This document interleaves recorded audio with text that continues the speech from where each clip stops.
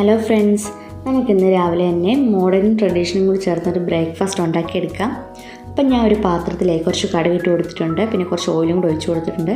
ഇനി നമുക്കിതിലേക്ക് എണ്ണയൊക്കെ ചൂടായി കടുകൊക്കെ പൊട്ടി വരുമ്പോഴത്തേക്ക് നമ്മൾ അരിഞ്ഞു വെച്ച ക്യാപ്സിക്കവും സവാളയും ബീൻസും ഇതിനകത്ത് ഇട്ട് കൊടുക്കണം. ഇതൊക്കെ ഇട്ട് കൊടുത്തിട്ട് ഇതിലേക്ക് നമുക്ക് ആവശ്യമായിട്ടുള്ള ഉപ്പും കൂടി ഇട്ട് കൊടുത്ത് നന്നായിട്ട് ഇളക്കിയെടുക്കണം. കാരണം ഇത് തീ കുറച്ചിട്ട് വാട്ടിയെടുക്കരുത്, തീ കൂട്ടിയിട്ട് വേണം വാട്ടിയെടുക്കാനായിട്ട്. അപ്പോൾ നമുക്ക് ഉപ്പൊക്കെ ഇട്ട് നന്നായിട്ട് ഇളക്കിയെടുക്കാം. നന്നായിട്ട് ഇളക്കിയ ശേഷം നമുക്കിതിലേക്ക് അടുത്ത സാധനം എന്താണെന്ന് വെച്ചാൽ ആവശ്യമായിട്ടുള്ളത് നമ്മുടെ സോയാ സോസാണ്. അത് നമുക്കിതിനകത്തേക്ക് ഒഴിച്ച് കൊടുക്കാം.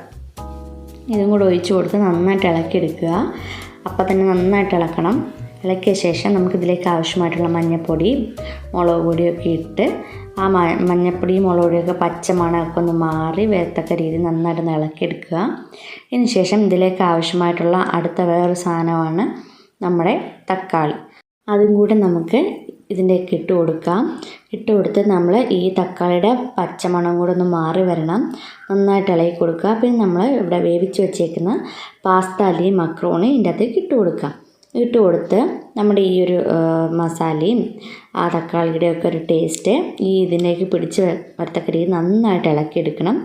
നന്നായിട്ട് ഇളക്കിയെടുത്തിട്ട് 2-3 മിനിറ്റ് ഒന്ന് വെക്കുമ്പോഴത്തേക്ക് നമ്മുടെ പാസ്ത ഇവിടെ റെഡി ആയി കഴിഞ്ഞു. ഇത്രയേ ഉള്ളൂ. നല്ല ടേസ്റ്റാണ് നമ്മുടെ രാവിലത്തെ ബ്രേക്ക്ഫാസ്റ്റ്. ഇതായിരുന്നു. അപ്പോൾ നിങ്ങൾക്ക് വീഡിയോ ഇഷ്ടപ്പെട്ടെങ്കിൽ ലൈക്ക് ചെയ്യാനും സബ്സ്ക്രൈബ് ചെയ്യാനും മറക്കല്ലേ.